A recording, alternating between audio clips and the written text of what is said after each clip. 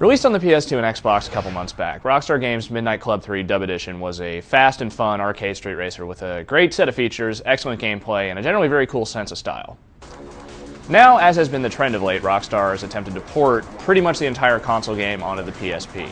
You can tell right off the bat that it was a very tight fit. I kind of liken it to trying to stuff just one more oversized bag into one of those teensy luggage compartments on a plane, with just a lot of punching and melodramatic grunting involved.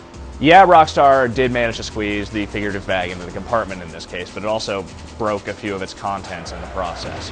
Midnight Club 3 retains much of what made it a fun game on consoles. There's still a huge roster of cars to choose from, an extremely deep and involved career mode that lasts anywhere from 15 to 20 hours depending on how you play, and plenty of fringe modes like arcade races and multiplayer for up to 6 players.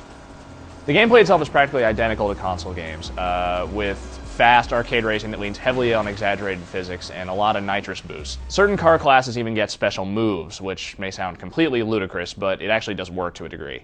Tuners get this sort of ability where they can briefly go into bullet time, making maneuvering a lot easier, and some of the bigger vehicles can actually just blast away all nearby traffic with what looks like a sonic boom kind of thing. Between these crazy abilities and some of the goofier multiplayer and arcade games, Midnight Club 3 can get pretty crazy, but it's also pretty fun. Unfortunately, portions of the game also feel kind of sloppy. Mainly, it's things that seem like bad compromises developers had to make to get the game onto the PSP. For one thing, the load times are real bad, like between 40 and 70 seconds, and more frequently the latter. It might not be so bad, except that you tend to have to jump back and forth between races and cruising and the garage a lot, and each jump requires a lengthy load. Another problem is that some of the stuff that made the racing so great on consoles is just missing here.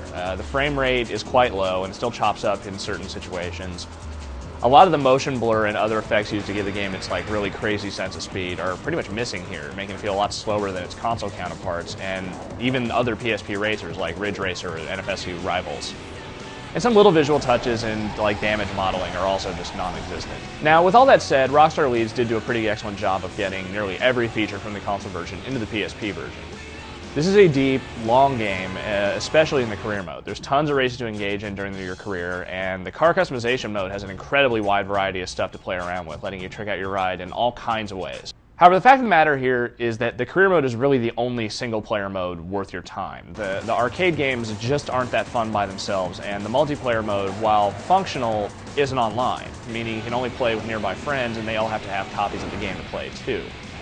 The lack of online hurts, but at the very least the multiplayer is pretty fun as it is. Midnight Club 3 is an enjoyable PSP game, and the street racing fans will certainly dig it. But you also can't help but feel like maybe Rockstar did itself something of a disservice here by just trying to create a flat port of the console game rather than trying to develop a unique Midnight Club game specifically for the PSP technology. If it's between one of the console versions and the PSP version for you, you definitely ought to go with the consoles. But if you're just a PSP owner looking for a solid new street racer for your system, Midnight Club 3 abides.